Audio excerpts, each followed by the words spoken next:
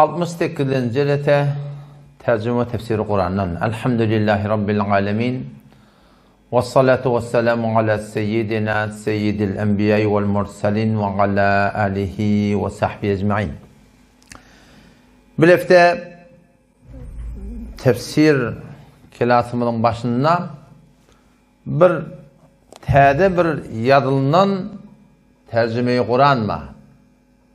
Şol ma'rifi edetim diye. İki suratında yazılıptır.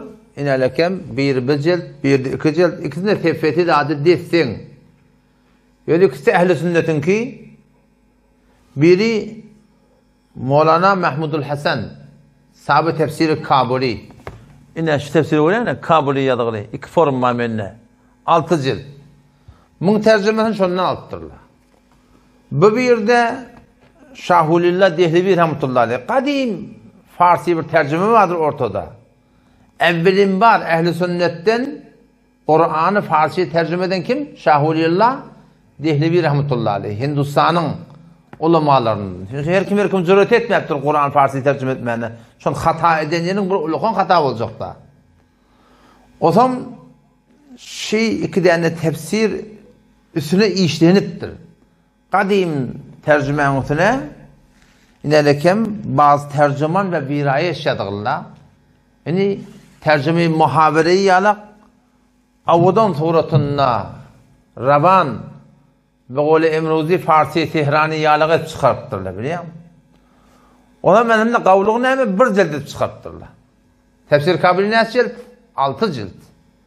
Bir ciltlikde başa şöyle yarım bitirdi var. Akıcak odan öyle bir olakan muriyi köbeyle şeyler. Adam gerekli ki bir şey, şuunda geliptir Kur'an'ın kelasına, Kur'an düşünmeklikten süreyim, Kur'an düşün yerlerden eşitmekten süreyim. Gerekli ki bizim her gaytimiz şu Kur'an'ı düşünmekliğe aladı değildi. Eğer bir adam şu Kur'an'ın tercümesinden ki tehdül lefzi diye adamına, tefsir-i Nur-u Kurdistan'da var. O tefsir kelime ve kelime de. Men kavutun eme? Her kelimenin aşağıcığında şun Farsini yaptırlar. وَقَالَتِ الْيَهُودُ وَقَالَتْ guften. Kullu Kur'an'ın ağdadan kalet şu guften şu. El-Yahud'daki Yahud. Ve-Nesara Mesihile. On bir 5 para Kur'an'ı bir adam şu kelime düşünmekliğine aladı etse, Kur'an'ın galanı şu adamı katı yenir tökülüyor. Şun Kur'an'ın ayetleri 2 form. Bir var ahkam var Kur'an'da.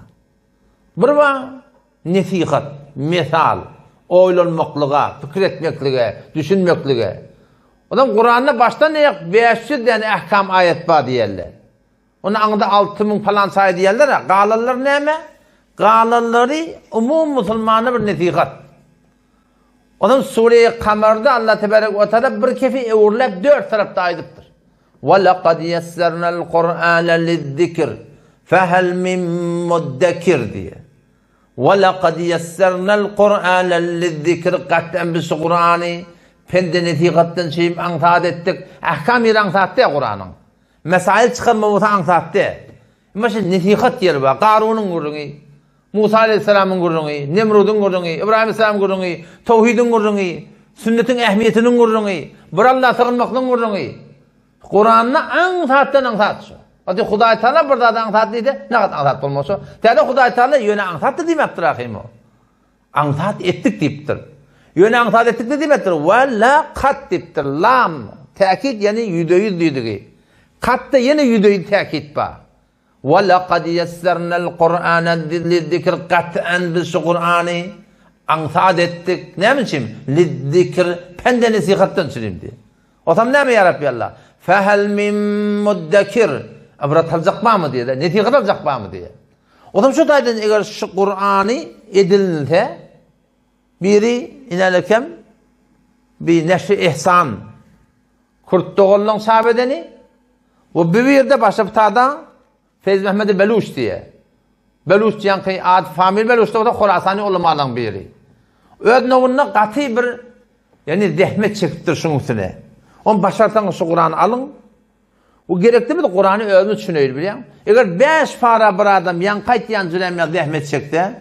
ذَلِكَ الْكِتَابُ لَا رَيْبَ ف۪يهِ Rayb Kullu Kur'an'ı şek ediliyor. La raybe fi, şek yok dedi. Onun için okuyup bayan eten düşünüyordu. 5 para rahmet çektim. Kur'an'ın galanını düşünmeklik ankat böyle yani. Beter bir yani yenilecek, tökenecek adamlardı biliyor musun? O zaman şu taydan yani Kur'an'ı okuymaklığa, Kur'an düşünmekliği özümüz alat etmeli. Böyle kulak molla olayan da. Böyle yok, ödün okuy. Yani okuymaklık ne kadar mühim? Allah tebarek ve teala Kur'an'ı indirip başlarına başta ne mi deyiptir? İkra bilen başladı. Sonra ikra bana. Şu o noktaya çok avval başı ikra bilen başladıdır. O zaman okuymaklığa vakt koymalı. Mutala etmeli, vakt koyuyor Kur'an'ına. Kur'an Allah Teala'nın kelamı. O şimdi ne mi deyiptir? Ben ödüm düşünecek olayanlar şunu. Böyle düşünüyenin eşeğin ödüm düşünecek olayanlar biliyor musun? O şu an katı. Ondan sonra oğlancıklan da kitap okuyamaklarına. Bernamenizi yetmeli. Şöyle bir okuyup bir, şayet okuyup bir mi? 2 okuyup başarıya. Anlatacak detaylı var. Öyle təlim olana dinin uğruna oğlancı okuyupsan. Qeydim öte teң oban. Falan teң oban. Şu tuğratında şuna khasa Kur'an'ı düşünmekliğe katı yani alada etmeklik gerek yani. Ben öz şu Diyanat uğurda gelmekliğime sebep bulunadın o da kitap. Bir böyle enata atata ahun, kakata ahun. Ulan tohmut yüzünde bir ahun molla oluyor. Onlar çok sebep oluyor gelmekliğine biliyor musun? Bizim atamın molla var da bu zatlara adam sebep olmadı. Sebep olan ne mi? Mutala. Okuymaklılık biliyor musun? Okuymaklılık. Bu da var. Yolmu haliyanı medet okuyup bir anlatlamın. 5 okuyduk, 4 okuyduk, 5 okuyduk, 7 okuyduk. O vakit 6 yoktu biliyor musun?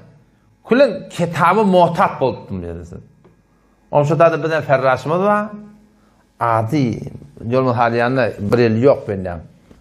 Hazıbırdat diye adına. Ahir benimden bulunudu. Ama anten Allah'a gidiverdiydi bana. Adım da yazacak yani. Günde bir kitap biliyor musun? Gidiver gerek gelmedi dedi. O dahsan okuya, muhtelif dahsallar.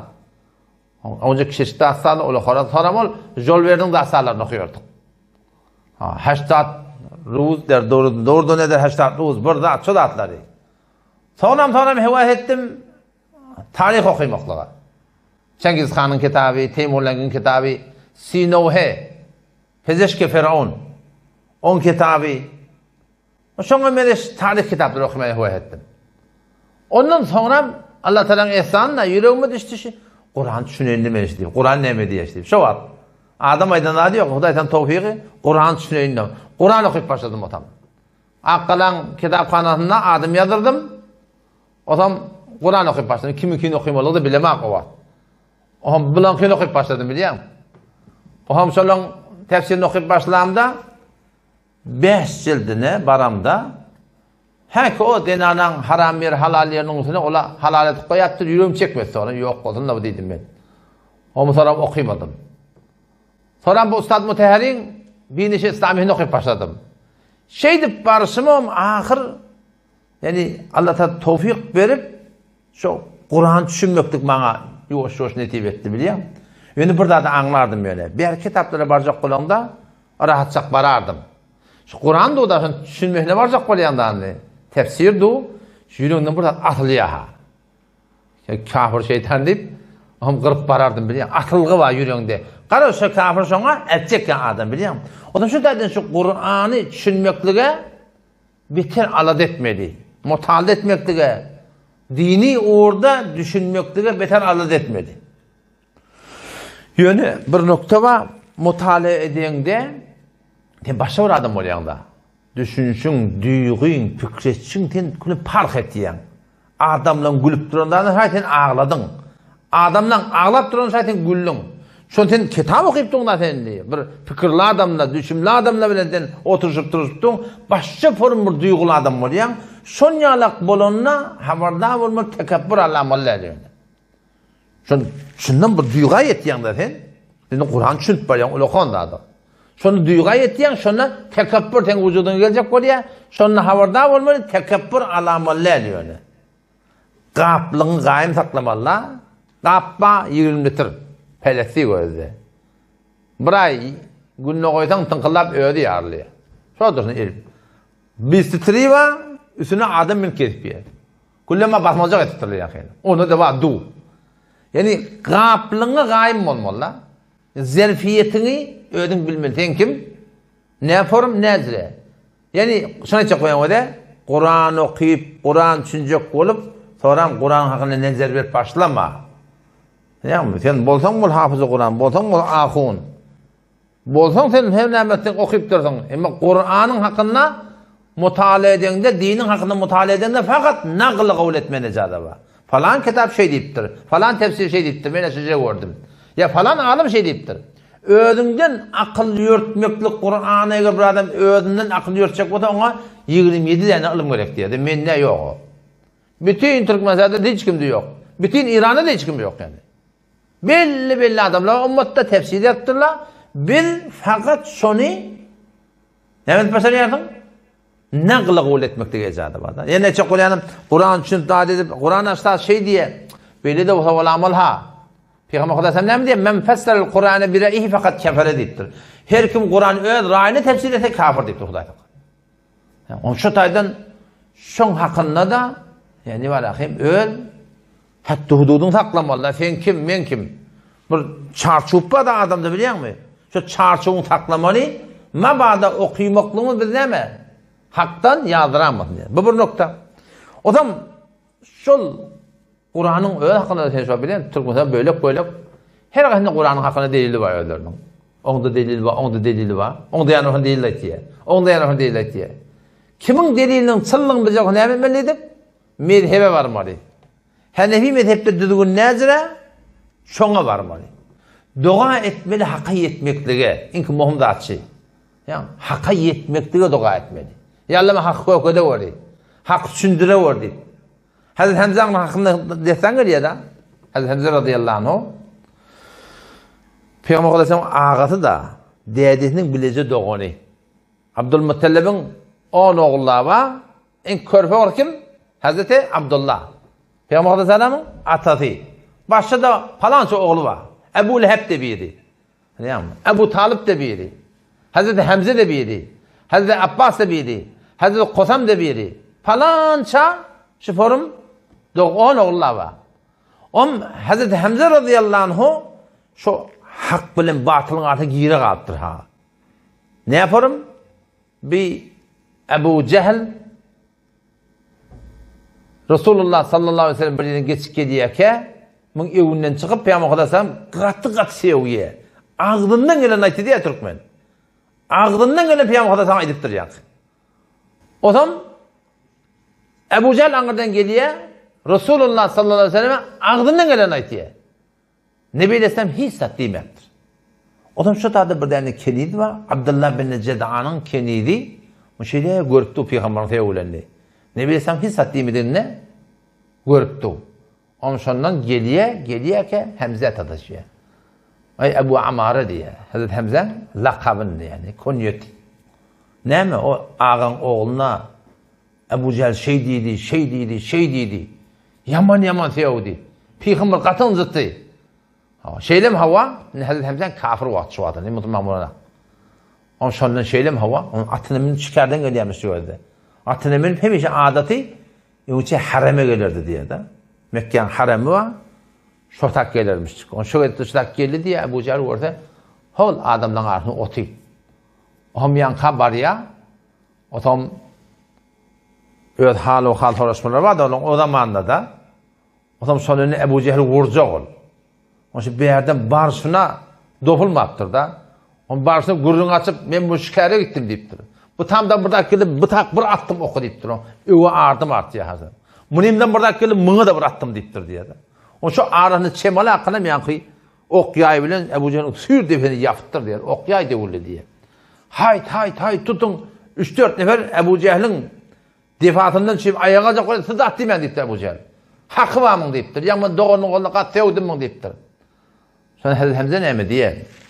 Hemecen şahit olun deyiptir. Men deyiptir Müslüman oldum deyiptir. Teessüp yüzünden ettuha. Şun kuvunlu her kim Muhammed Aleyhisselam olatıysa men bilen taraf diye. Şun diyen hak deyiptir. Ne mi çıkın edan deyip çıkayt diye. O zaman öyle diye giyece indi. uqutuna. Beyle men neyem ettim? Men Mekke'dir başın mı yırda? Acap bir iş ettim men. Ne ecre olur ka? Vay, men Müslüman olmalı men. Şu teslim muhtemelen edinici de. Oğlum sondan Mekke'ye var ya adam. Kabe'nin yanında var ya. Dua et ya. Allahümme in kâne rüşten. Ya Allah Muhammed Aleyhisselam'ın ayet yani. Eğer hak yol olsa fec'al tesdiqahu fi kalbi. Şon haklığın men yüreğim okta diye. Ve illa ya Rabbi Allah. Fec'al li mimme vakatu bi mahracen. Böyle bir olakamı oyokladım. Ne edeceğim bilmem o da anlayı. Hak mı kana hak mı ka? Şon aydanım şodur diye yüreğim açar gitti diye da. Şon konu şeyle tahkik etmeklik bilen ne? Dua zaruri. Ya Rabbi Allah men hakka yetire gori. Ummatta böylük ken. Hemice de boluptur. Adam Peygamberden öyle bolcak deyiptir da. Ay ne beyle bir himmetin ağıdı bir de. Ağıdı bir bolmaya. Neyin ağıdı bir bolmaya? Şon himmet hakkın idin ne de? Kim hakkın idin ne? Şon tapmalı. Ne yapalım tapmalı? Dua etmeli. Ya Allah bana hakkı koy. Hakkı hidayet et ya Allah. Şon hakkı tapmadan var ya. Sen hakkı hak mı kadip? Şon dine malın, canın hem de serf oluyor Huday tapkan biliyor musun? Onun için inki muhim zaç. Burada dua etmeli hak tapmaklığa. Ve hak tapmak duadan sonra hem Hanefi mezhebi ödemeli. Mezhep bana sana delil. Her kim burada attı ya. Hem de az son akım oladan sonra da takdim neden etken demek gerek ki. Hem de az yok. İhtilafi kurun da. İhtilafi kurun dedi ya da. İhtilafi kurun da diye akım o. Hakkıyla batılın kurun. İhtilafi kurun diyenlerden biliyen mezhepte. Burada at bu diye. Şuna iki tane kovul var. Münnetten adamlar, münnetten adamlar. Muşkül yok. Hamanı ne mi yanak? Namaz iki vol okuyordu, iki nefer da. Kaptan ne kadar tarafına duruyor ya. Bırak idliğin durum olmuyor, desin durum olmuyor. İki tane kovul var, hayır neten de damalı. Ya hamanı öğlen dörlük sünnetine giyecek altında. Baracak aman başlattır namazı. Toram dörlük sünnetin kadahını almalılarını. Özel dörlük sünnetin kadahını alayım mı? Özel sünnetimi okuyup, toram dörlük kadahını alayım mı? İki tane kovul var, hayır neten de damalı. Şuna diyen ihtilafi kurun. Ama bir Türkmen illeri de Müslümançılıktaki Peygamber Aleyhisselam 70 şöyle olacak deyiptir ha. Bir ihtilafi kurun diye hak bilen batılın kurun. Sokak bilen günahın kurun. Bedgıt bilen sünnetin kurun. Değil mi? Halal bilen haramın kurun da. Şınyalık zatlarda dua etmeli. Bir de ya Allah hava Hanefi mezhepten takdir bana yazıp verdi. Değil mi? Tenike ayarla bilen şak kurun veriyen. Ama sana takdir bana yazıp verdi. Niye de başladı? Ya, muhurda vurup verdi. Ben koyacağım maddi. Sen şuna ait şuna yüdün öde şuna. Yüdün ödün öde belirtiyendir sana. Şuna ben de şu oyunu oradan ağlaca var. Oradan oyunu bir metre yarım ekiz var. Ay 40 100 yılı her yılla milyarlar harç oluyor. Emin ne emin. Niye de var? Yazıp verdi. Medhepten muhurda vurup verdi. Ben koyacağım maddi. Fakat sen şuna idağa. Alım gerek gel ona. Bırak yüzat çıkmalı adamın. Bırak gayret gerek de. Şayet ama Allah'ın inanışı doğan verin. Allah verim onu bilip olmuyor. Şayet Allah verim onu ne biliyorsun sen? Dile var adam kelmeyin ne biliyorsun?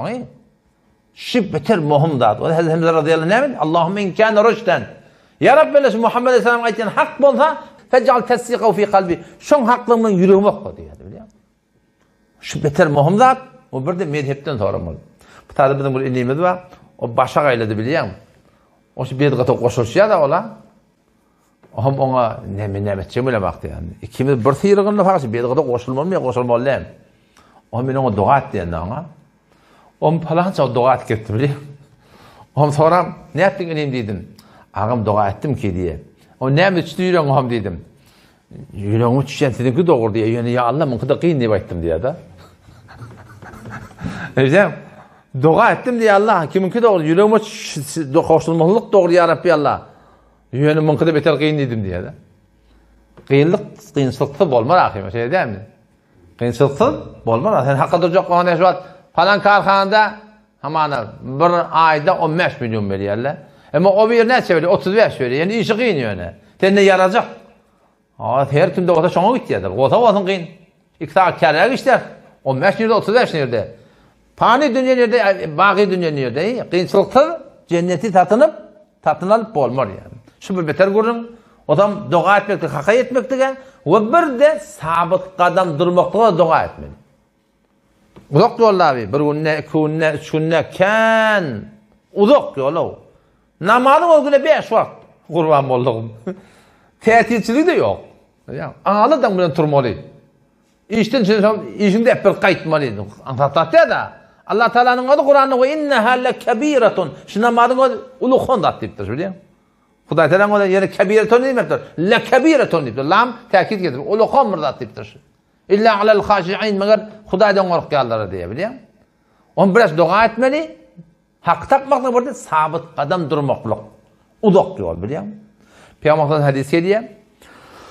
Enne Resulullah sallallahu aleyhi ve sellem kâne yuksiru fi duaihi. Peygamber'den kân duasında bir duan kânedir diye. Allahümme mukallibil kulub.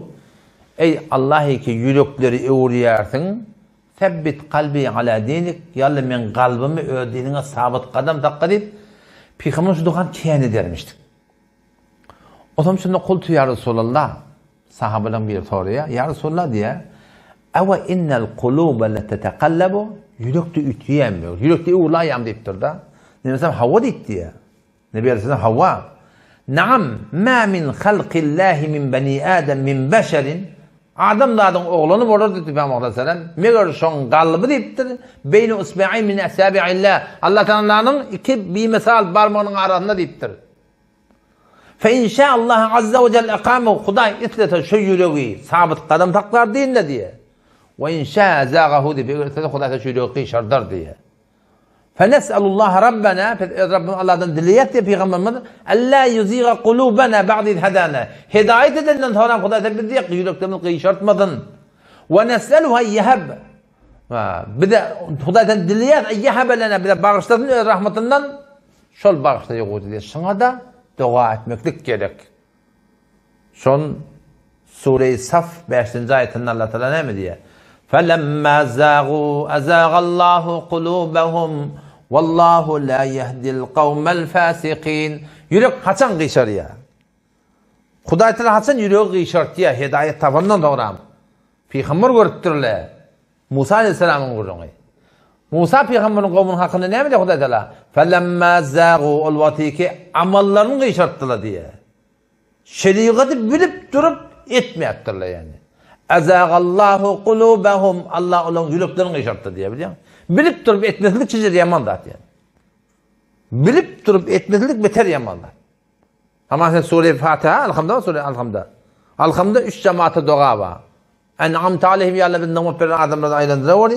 Gayril mağdub aleyhim. Kahrı kazansan adamlar var. Onlardan aylandırma var. Velezzalin. Gumrah olan adamlar onlardan aylandırma var. Dua etiyatın. En'amte aleyhim peygamberler, sıddıklar, şehitler, solahalar. Her namazda dua ya Allah şolong cemaatine tala var. Gayril mağdub aleyhim. Kahrı kazansan adamlar var. Kim ola? Belanız ve Yahudiler. Bilip etmeyeptirler diye. İkiden tefsir aynısına itti. Şon mottonda şaparım diye. Bilip etmedin diye da. Gayril mağdub aleyhim. Allah'ın kahrı kazandığı savuryan. Velezzalin. Yol içerle baksa. Bilenak Mesih'iyle. Bedgat nâme, sünnet nâme ummatta biliyen. Şu cemaate girmekten korkmalı. Adam Huday ne mi diye? Felemma zâgû. Olmadı ki amallarını kıyışattılar diye. Şeriatı doğurdurmadan kıyışattılar diye. Allah ne mi diye? Ezâgallahu kulûbehum. Allah Teala'nın yüreklerini kıyışattı diye biliyor musun? Yani burada yapani bu menzur bundan bir diye ki insan günahkar olmadan. İnsanla günah bolayanlar. İnsanla hata bolayanlar. Bilip durup etiyerden. Edip de o hanı bilip de. Yani Peygamber Aleyhisselam ne mi diye? Men amile amelen. Hayta bir adam bir işi etiye. Günah etiye. Men amile seyyiyeten. Bir adam günah işi etiye Peygamber Aleyhisselam. Günahlı. Oğlum fealime bilip de o ödeşin günahlarını. Yöneşin edip de o kadı günahlarını narahat diye. İmanı satanak. Hayta bir muşkülü var. Edibilin akta. Edip de o kadı bilip de o günahlarını şu mu'min şu diye da.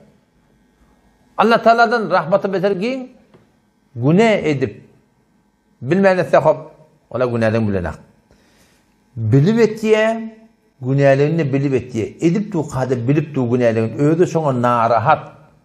Umut be Allah Teala size adam yüreğini kışatmasın. Evet bir adam yok. Ay elçikten ait değilse biliyor musun? Ganimet bolsa bolar beytip vermelidir mi deyip. Dige Elvan ahim bir elçeksene dipti o da. Şol adamlara tawfik bermekde soram dige gatygy. Men gözüm bilen görende atlanma. Bir jawan oğlan mady şeşşele taqqal garfat ýady. Aýtýan gurumy ýok diýende 20 illa boldy. Oňa bir dene taqqalyny týerdi. Heyway wallahi inşallah. O bedeki adamla heyway falan taqqalyny şeşşele taqqal ha. Jawan oğlan nurani. O zaman bu demek doğatımın doğatı gideyin de şöyle gurneş olayına ne molly ne etti şey. Ne beyttin? Kepten kep gurundan gurdun ne mi? Yürekten ayşarıptır. Ne mi diye? Huday yola yürten Huday beriye deyip berin kim bire diye. Ben o dedim ben. O da Hudaydan yüde uğrurlar. Huday beriye deyip berin kim diye.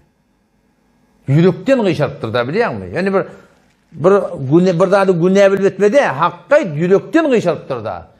Sonra öl başına koyverdiler. Men on birdat dedim, mene Huda şinasıyla dedim, Huday tanımaklıkta birdat bilen, şontan aydayn dedim. Yani dedim, dolanacak bolla dedim. Ağzından üst taraf başına bela getirirler dedim. Dolanacak boşanla dedim yani. Alıp bilen yalnız bela getirirler başına dedim. 6 ayda sonra gördüm şonu. Halı hatırlasın, ne yaparım, ne hilli yağday. Yani önkü tertipte gitpi. Ondan sonra sen aytyanın bollu dedi tamam. Men de şu bort bilesin dedi. Şöheni de gidigil şu. Bir adamma amallı kemçilik etiye. On gurun ayrı gurun. Sen de bolyan da. Hem bir adamma yürekten gıyışar ya biliyen. Şu taatı katı bir katar zaten. Bu geceki dersimiz de Yankı Suriye Bakara 258. ayeti. Kimin gurrunu? Nemrud'un gurrunudur. Şeyden? Nemrud bilen Hazreti İbrahim Aleyhisselam'ın gurrunu. Kur'an'da 2 nefer padişahın destanı getirdi. Ya? Ki iddiayı Hudayı etiptirler. Biri Firavun, o bir de ne mi? Nemrud. Her gaysine de ayretin Allah Tebarek ve Teala Peygamber'i veriptir.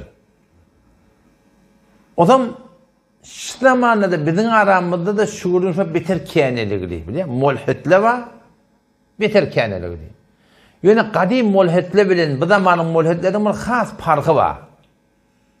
Farkı ne mi? Kadim mulhitle ne mi de olsa Hudaylık bir insana veriptir ola. Firavun yalak, Nemrut yalak padişah ulukta yaşaptır. Dinini bolya, aydınlık ettiriyor, tebliğat bilen şu öz Hudaylığını inandırıptır adamlara biliyor musun?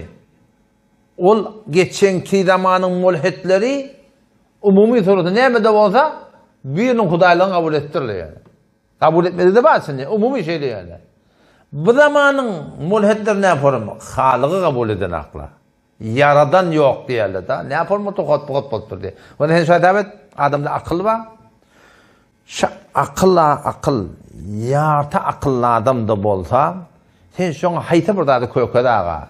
Şu majikten tut, şu hutiyerden tut, git de, gitçikten ulakandan tut.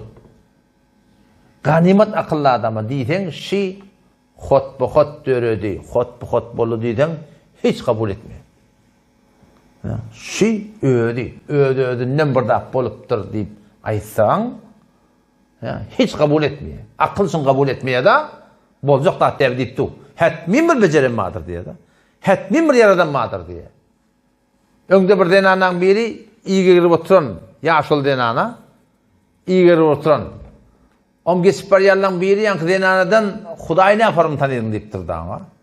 Onda şu ilk deyiptir, meneyle matamayla naks deyiptir da. İlk bay, ilk Türkmen ilk haket yara. Cavan olsaydı bilmedi ilk ne hemen onu. Yüp haket yara da. Şu iyi deyiptir, men tavlamatam, men dolamatam, aylanmaya, tırlanmaya. 7 kat asman, 7 kat yer yaradanı bolmasa, aylap duranı bolmasa ne yaparım aylanmalı deyipti ya da o da. Yeten şu atamana bir yola var yan, ayak cahil var, akıl neyme diye, biri geçip tırsınlar yani. Alem cahanın hemmeti neyme şahitçilik var ya bir yaradanı var ki on ne yaparım bilip olmuyor yani. Huda şinasıydı, avval kımmel kademşi, Huday Taala'nın ne yaparım bilip olmuyor. Öyle Kur'an'ın şöyle ediptir. La tudrikul absar Göller men Allah'ın görüp bilmeye diye da. Ve huve yudrikul absar. Allah men gölleri görýändir. Ve la yuhitune bihi ilme. Men Allah'ın ne yaparımlığını, ne ezirini bilmersiniz diye. İnsanın akılının, huşundan haris da. Şu insanın öz beceriyen zatları da şöyle. Allah Teala bizi yaratıptır. Bizim de beceriyen zatlarımız ama şu kompüter, ne şu mobil, ne penke, ne peş, ne maşin, ne motor, ne uçan. Şula haçan bilir bizim ne emelimizi. Uçan ne uçup duruyor de. Uçan bilir bizim ne emelimizi. Uçan başka burada biz başka burada. Bir misal biliyor musun? O da mahluk, biz de mahluk. Biliyor musun? Şu bizim ne emelimizi derk etmekten acil. Motor oluyor üstüne o. Var adamdan 10 barabar, 100 barabar katı gidipti. Evun çek kurup yerine buradaydı. Motor haçan bilir sen ne emelimizi. Gayri mümkünat değil mi? Aynı çobanım Allah Celle Celaluhu da insan şonu ne yaparını bilmeklik mahal da dedi, bozuklat dedi. Hiç adı bozuklat dedi.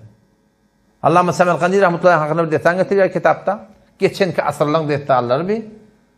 Bağdat'ta Halafet-i Abbasi'nin vaktinde sonra bir mulhid Huda yok deyip bereni Müslüman danışmetler ken adı dediptirler şuna. Halıgın balığını sabit edecek olup. Asıl her nemet yer boylanlanak diye.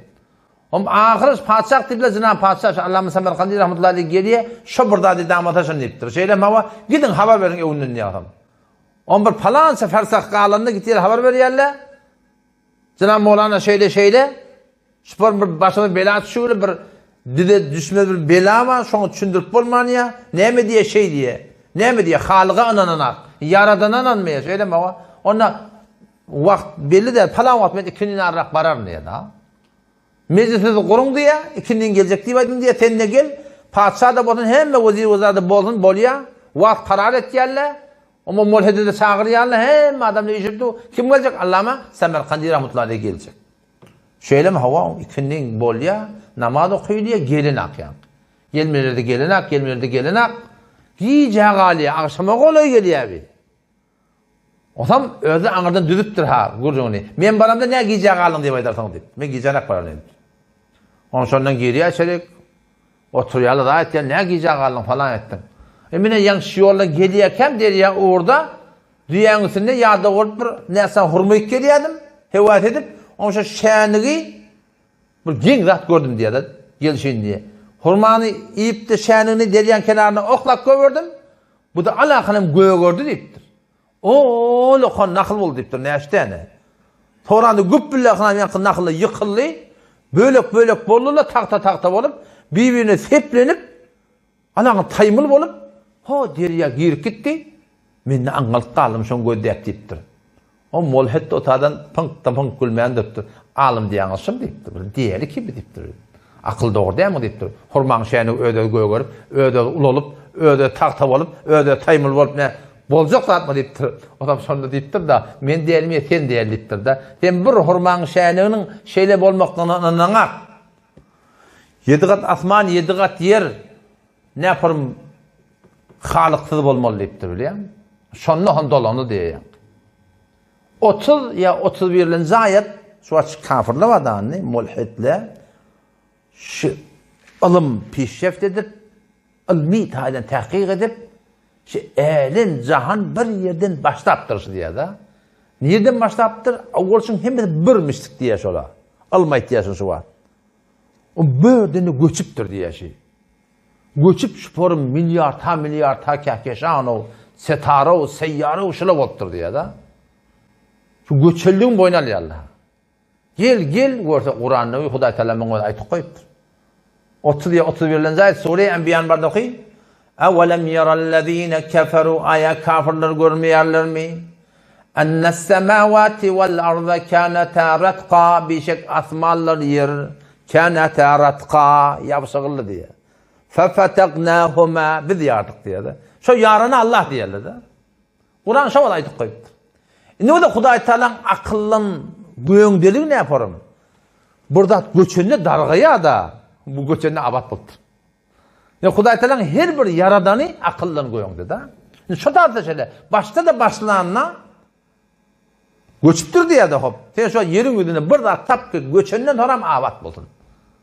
Fark etmeye da bir tane muşemmel gürhüllette yar, leti gürhüllette yar. Ta gidiverdi. Ne hemen göçürden sonra avatlık tabla şöyle. Öyle bir bivat böyle daşça örnekini bivat etti yarahim o. Ne Allah Teala şu yaradanı fefatakını yarlıptır da şu. Göçüptür diye adam. Şu göçmeklikten anırda bir halık var. Men la terahul uyun. Gözle onu görebilmeye. Ve la tuhalitu'z zunun. Akıllın vehimden göğünde. Ve la yasiful vasifun. Ne yaparım deyip onu ayıp olmuyor. Ve la tugayru havadis. Elen cihanın farkına de. Tavuk bolli kızgın bolli. Ve la yakşed devair. Münlerce cihat cin boluptu. O da farkına de. Şeyli bir zati ki avvallanmamıştık. Ne formluk yok onunla. O Türkmençılıkta Kur'an okuyanlarına Sübhane Rabbike Rabbil İzzeti amma yasifun ya. Kur'an'ın ayeti de şu. Amma yasifun. Her bir zatın kelim gümenetin şunu Allah tarafı hak yani. Şu halığa ananmaklık. O zaman şeyli bir cemaatın dörecekliğini Peygamber'den sebep aydıptır. Mulhid cemaatın dörecekliğini Nebi hadisine geliyor. Ennen Nebi sallallahu aleyhi ve sellem kal. Nebi sallallahu aleyhi ve sellem aydıptır. Ye'ti şeytanu ahadakum deyiptir. Şeytanın bir de yanına gelir deyiptir. Ne midir? Feyekulu men halakas sema. Asmanı kim yarattı diye deyiptir. Ve men halakal ard. Yeri kim yarattı diye deyiptir. Feyekulu Allah yarattı ve yettabit. Feyekulu onu kim yarattı? Bunu yarattı. Kim yarattı? Allah yarattı. Feyekulu men halakallahu. Sonra ahırda sonra nereye getir diye şeytan. İnsanın şeytanı, cıllan şeytanı. Ahır sonra nereye getir diye. Men halakallah. Allah'ın kim yarattı diye deyiptir şeytan diye. Peygamber Kudüs'ten sonra ayıptır. Femen vecede min zâlike şeyen. Her kim şeyle burada adi yüreğini tapsa. Fe izâ ahasse ahadukum bi şeyin min zâlike. Yüreğine şeyle burada duygu gelse. Fel yestaiz billahi. E'udu billahi mineşşeytanirracim. Tığınlayan Allah'a. Kavlan şeytandan ne baytsın? Bu vesveseden elçeksin. Hudaya tığıntın. O hem de amentu billahi ve rusulü. Allah bilen peygamberlere iman getirin diye bayttın deyip diyorlar. Şimdi bolyan da insan şeytanın vasıf etmekleri var. Rivayette geliyor adam, Şerif Sünnet'te geliyor. Biri İbn Abbas'ın toraptır. Ma şeyun ukhfihi fi sadri deyiptir. Yüreğimde bir gurur var şunettir. Basıp saklap yanına aydılmayan yerin ha. İbn Abbas radıyallahu anh ma huve yüreğimde ne ama deyiptir ona. Yüreğimde ne ama ayda. Vallahi la etekellemu bihi deyiptir. Allah bile kasam açıkladı ne deyiptir. Aydı başlayacak yani. Yüreğine bir gösüsüyle geliyor. Yok zatlı geliyor. Allah bilen kazam ayçak yadittir. O hem İbn Abbas radıyallahu anhuma sonra şey'un min şekkin nit diye. Yüreğine bir şek geliyem deyiptir. Kıyamet, cennet, Huday Teala. Yüreğine şek geliyem deyiptir. Ve zahike güllü diye adam. Ve ayette diye ma nece min dâlike ahadun. Hiç kimsenin necati vanak deyiptir. Yürekte tabileyen da. Hatta enzelallah ki Huday Teala'nın oynadığı Kur'an'na Resulullah sallallahu aleyhi ve selleme ne mi diye فَاِنْ كُنْتَ ف۪ي شَكٍ مِمَّا اَنْزَلْنَا اِلَيْكَ Ey Muhammed Mustafa فَاِنْ كُنْتَ eğer bolsan ف۪ي شَكٍ bir şekte bolsan مِمَّا اَنْزَلْنَا اِلَيْكَ Nukiyinden Kur'an'ımızdan yüreğine bir şekte gelata فَاسْأَلِ الَّذ۪ينَ يَقْرَؤُونَ الْكِتَابَ مِنْ قَبْلِكَ Avval seninle uçak okuyan kitabı kallaba şuradan tevhidi sonra şuradan Allah Teala'nın hakkında sonra لَقَدْ جَاءَكَ الْحَقُّ Ey Muhammed Mustafa'dan hak geldi min Rabbike Rabbin tarafından فَلَا تَكُونَنَّ مِنَ الْمُمْتَد۪ينَ Teşekkür yerlerden bolma. Peygamber Kudüs'ten da şey deyiptir diye de. Şu ayetinin Resulullah Aleyhisselam ne mi tegavi? Hava. مَا أَشَكَّ وَلَا أَسَلُ deyiptir. Allah bilen kazam şekli demek soramayanım deyiptir. Yani o da Resulullah sallallahu aleyhi ve sellem şike faydalıptır. فَاِنْ كُنْتَ ف۪ي şekkin yüreğine yani Peygamber ediptir ki biz şunu bu da atla bolyanlar yolu neymiş da tahkik etmeklik oylanmaklık, dua etmeklik ki neyme? Şu vesvese adamların yüreğinde neymesin? Hayırlısın. O Hazreti İbn Abbas deyiptir. İzâ vecette fî nefsike şeyen Avval rivayetten Nebi Aleyhisselam ne mi öğretti? Ementu billahi ve Resulü. Allah bilen Peygamber'e iman getirdim deyip ayetmeli. Euzu billahi mineşşeytanirracim demeli. Sol taraf Mustafa yüklemelik de geliyor. İbn Abbas ne mi diye? Şüpher milyonda burada tabıldı ayet. Huvel evvelu vel ahiru vel zahiru vel batın demek. Sure-i Hadid'in 3. ayetinde geliyordur. 27. paranın ilk ahirki sureti. Huvel evvelu vel ahiru vel zahiru vel batın demek. Biz onu şuna mengdes zatla bolya yani biliyor musun? Tabii zat. O bir vaqt secde bolanda bir imandan çıkan mukadip durma. Biliyor musun? Tabii zat. Sahabalar geliyor ya sonra şeyle burada. Peygamber sallallahu aleyhi ve sellem ne deyiptir? Zalike min kemalil iman. İmanın ösmöklüğü şey deyiptir biliyor musun? İmanın ösmöklüğü deyiptir. Öyde bir dappa olsa, içeride bir dappa olsa o söze geliyordu. O kadimi Molla Kemilen destanını biliyor musun? Molla Kemilen öyle oğru yürüttür diye. Bir de garip şahir. Giyce. O da şol giyce de bizimki ışık da yok, şefkat da yok. O sermelep bir yerisine qadın dündürlük kaçıp güp et. Qadın kaçıptır diye yatım. Bu da ayarben yatan kim sen deyiptir hamanga. O da namartsızlık etmektir. Ben oğurluğa geldim deyiptir. Ne mi o diyen deyiptir? Karnım aç deyiptir. O da deyiptir bir günü de tamamlar şöyle deyiptir. Ben gece de diyem deyiptir diye de. Öyde bir dap olsa oğru geliyor. Yürekte iman olsa vesvese geliyor. Şu an bir namaz gelip verirler var ya. Bardan oturda kurumda şu var. Eğer kaygısına diyedir. Bir din var. Diyanete terti yaşapları var. Asıl hıyalına diyedir. Ama Hudaya uğra olacak olan, Peygamber'e uğra olacak olan şey vesvesele oluyor da. Tabii zat. O vesvese oluyandır adam. Yüreğin tutulamazsa oluyandır. Yok gümellik ediyendir. Sabır etmeli durmalı. Dua etmeli, Hudaya sığınmalı. Evrakta yürek açılayandır yamaçlardan. O terde imanın bu terdeliğini yendir sonra. Bu da ne mi dedi şimdi? Eşrefeli Tanvi rahmetullahi aleyh deyiptir. Şu da atla deyiptir. Ahir deme tiyarlık diye şey. İmanlı adamlara imtihan ahir dem. Ahir dem de can verme olamında Hazreti İsrail Aleyhisselam Beşir Ferişte'nin gelinine şunu şu iblis seba diye de kaptarlar. Bir kese suvulen adam soğutuyan şekilde şu da şunu yaman vesvese edecek diye adamı. Şu vesvesele durup bolsa şu vesvesenin önüne durmaklığa bir delil diye biliyor musun? Şunu inşallah tabi perişan olacak der yani. O zaman şu da dedim o da Diyanatın önüne iki cemaat var. Bir de müşrik, bir de mulhid. Mulhid diğerleri Halık'a inanmaya. Müşrik diğerleri Halık'a inanıyor. Allah'ını biliyorlar. Kıyamatı da biliyorlar var. Yani Huday Teala'nın ibadetine şirk getiriyorlar. Huday Teala'nın sıfatına şirk getiriyorlar. Allah Teala'na ibadet ediyorlar. Yani botlarda ibadet ediyorlar. İsa Aleyhisselam'a ibadet ediyorlar. Ola Allah'ını biliyorlar. Yani şirk getiriyorlar biliyor musun? Onlara müşrik değil ya da. Hem müşrik değil mi? Allah Teala biliyorlar. Bütün dünyada da umumi suratında Sure-i Rum 40. ayetinde görüşüne göre Allah Teala ne diyor? Kana ekseruhum müşrikin. Geçerlerin köpüsü müşriktir diyor Huday Teala. Hudayı biliyorlar. Biliyor musun? Peygamberler de biliyorlar. Yani Huday'tan Peygamber'e iman getirmeye şu tevhidin üstüne bir Allah sığınmaklık yayını başladı ibadetin üstüne şu da atlan üstüne davalaşıp geçiptirdi köpüsü. Şu an Hindular var Hindular. Ben Huday bilmiyorum kadiyen. Huday biliyorlar. Allah'a imanı var. Ki Allah hiba, Halık hiba. Botlar var ödünün. Şunlara bir horun bir ağırlanıp kudreti Huday'ı verip bir daha dedip şey ağırlan ketip verdi. O şey doğrultusunda bir Firavun veren yani Nemrud'un uğrunda. Şimdi Nemrud da şu forum adamlar tebliğat edip ağlattır biliyor musun? Firavun ağlattır da. Tebliğat adamlara tesir koyuyor.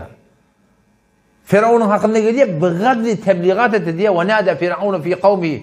Kullu tebliğat eda. Ahirde Kur'an'a ne mi geliyor? Festehaffe kavmehu diye. Sure Zuhruf'ta 54. ayetinde Firavun'un tebliğatı eser ettir adamlara.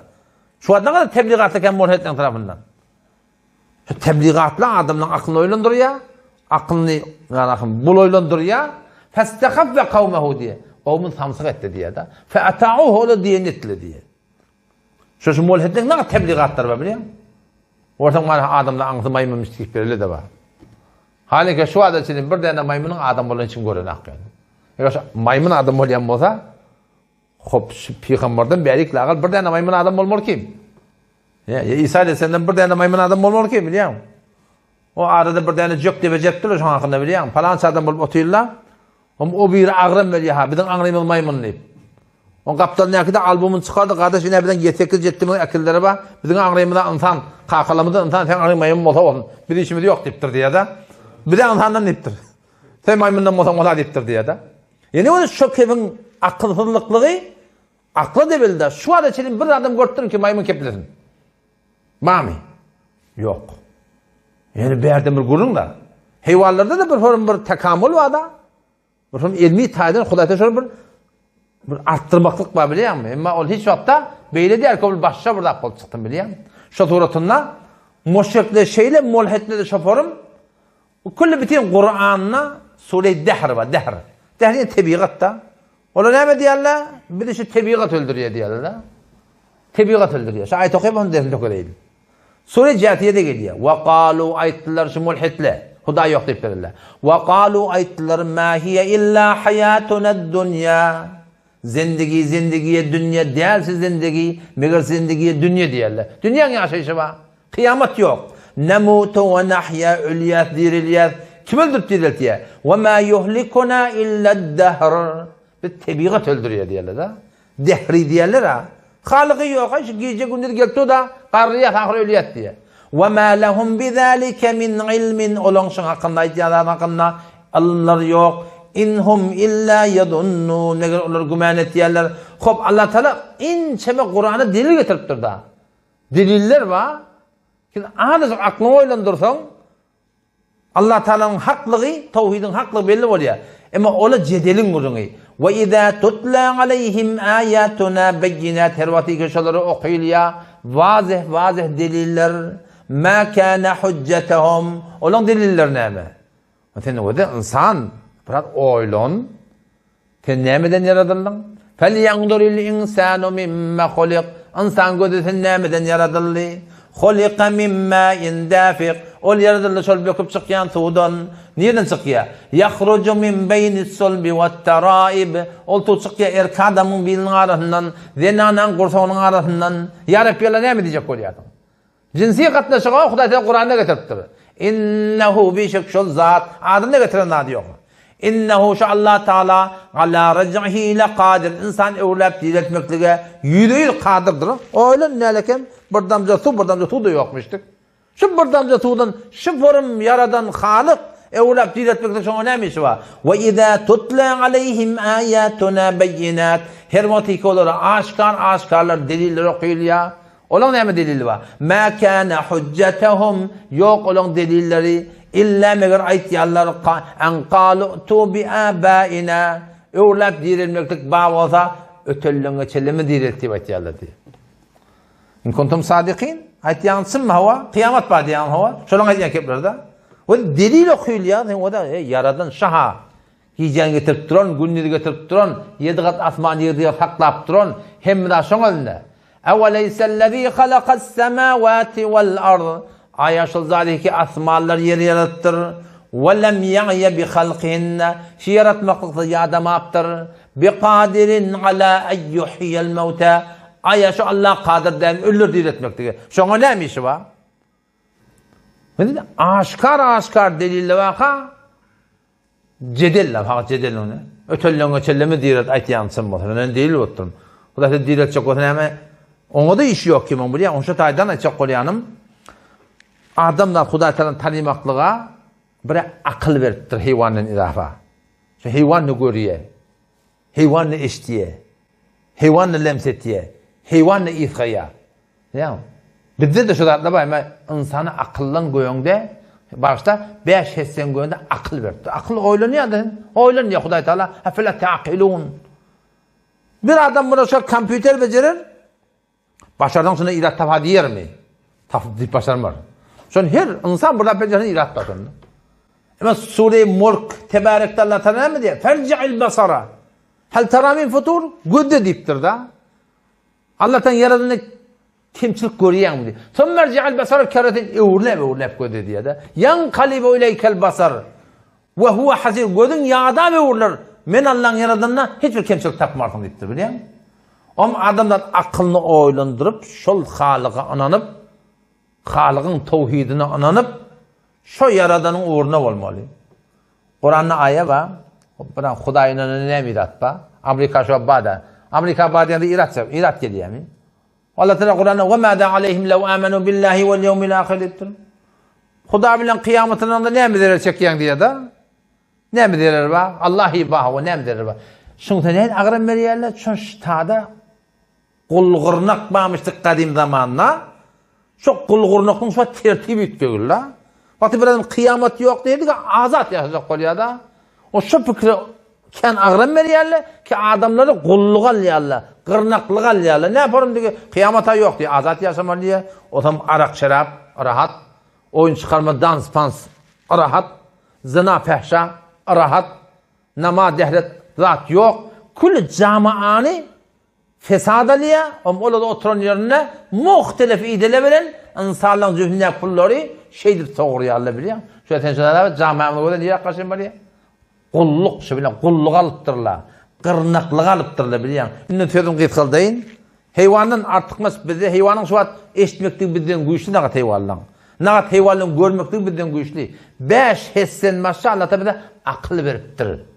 Akıl oylun diye de Huday Teala. Efela ta'qilun, efela tetefekkerun. Oylun diye Kur'an ince Huday Teala akıl etmekle veriptir. Mına da bir adam aklını oylun muhtemelen mi diye biliyor musun? O kabat yerine o ta kumu girecek de sonra kabra giren de biliyor musun? Kabat yerine kumu girene o tadanın faydası yok yani. Firavun şey ittirdi biliyor musun? Firavun fitret değil fitret. İnsanın yaratılmışı bir form ki işi kıyınçılıksını hutbut Huday diye şu. Fitretin o yönü ya da Firavun ki dahi Huday ediptir. Şu suya çümüp uğradı amentu diye kıyıptır ha. La ilahe illellezi amenet bihi benu İsrail. Şu ben insanın ilahı var. Ben çok iman getirdim. Ve ana minel muslimin. Ben Müslüman ben diye de. Ne peydası var Müslüman buna? Al ana ve kad cite. İnni iman getirdim diye Huday Teala biliyor musun? İnni iman getirdim diye de. Şu akıllan oynanıp şu yaradanı kim bilir sonra ne anılmadığı adam Hasan ananar. O kavat yerine kumu girecek de alhan kabra gelende şu tadan ananar adam yani ne o tadanın peyda verecek diye. O şu tadan bugün ayetimiz son yankı İbrahim Aleyhisselam gurrun değil. Nemrud'un gurrun değil. Dehri'den gurrun değil. O men şunu mahlap bildim ki şu gurrun buran atılınsı orada deyip biliyorum. Allah ta kabul etsin. Vesselamu aleyküm ve rahmetullahi ve berekatuhu.